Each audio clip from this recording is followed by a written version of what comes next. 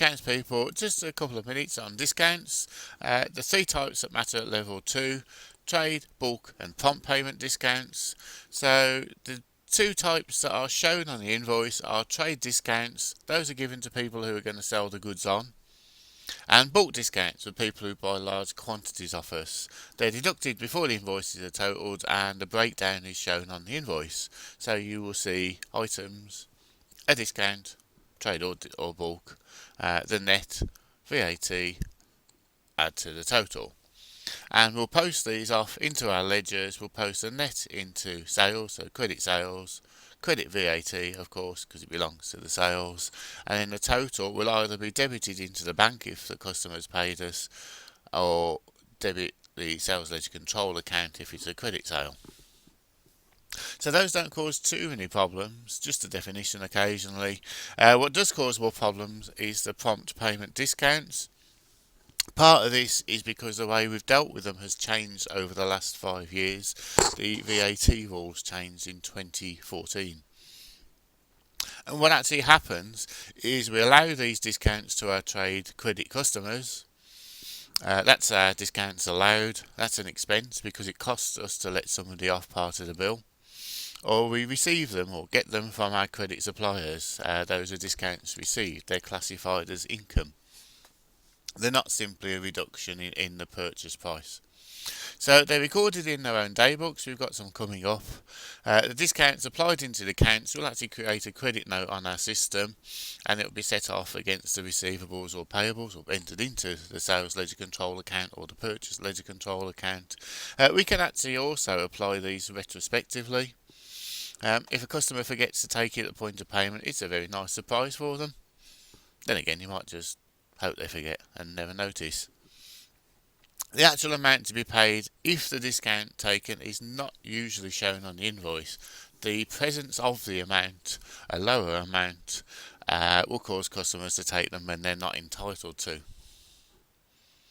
So let's have a look at some and fill them in. So we have our catering company, which is why the VAT isn't all straightforward 20%. And we've got a number of customers who have paid us quickly, therefore they're going to be given or have already taken discounts. So what do we need to do? Well, we need to total them up first. And that's important because it's the totals that get posted, like any book of prime entry. So we're going to post these discounts allowed. Well, not surprisingly, discounts allowed. That will be the net, and that will be the debit. Already mentioned that's an expense. So VAT goes with the discount allowed, and then into our sales ledger control account, the total.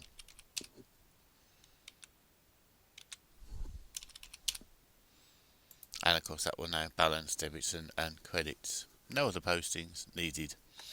Into our sales ledger, the individual customers. So Wendy, Shella, Tracy, Liz, Jackie.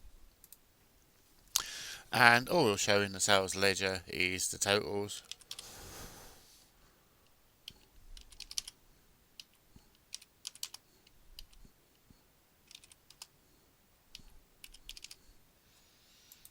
And just like the sales ledger control account, in the individual customers accounts there will be credit entries.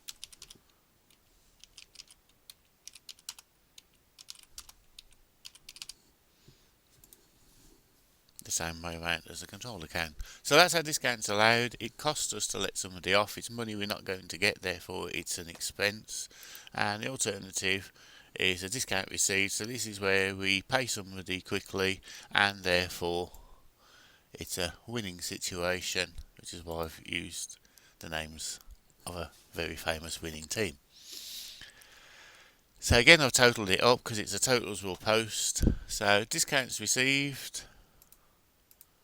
still be VAT, and now it will be the payables because this is being received from our suppliers, and it's going to reduce the amount that we owe our suppliers. We paid them from the cash book, and we've taken a discount. So let's have a look. That will be 2045, the net. That, and payables.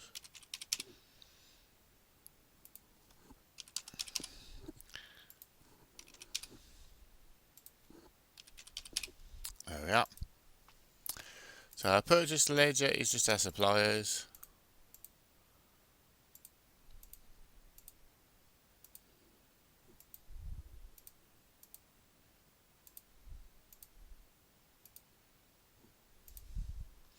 And it will be the totals.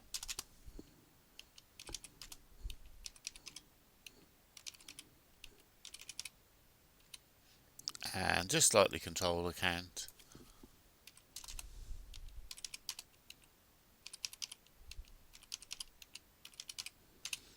debits, and that's our postings from our discounts received daybook. What used to be a third column in a cash book no longer exists because of the changes, and if you hear anybody talking about calculating the VAT as if people are going to take the discount, that's old hat. That's what we used to do before the rules on VAT, and we now need to put post entries into our VAT account when this happens.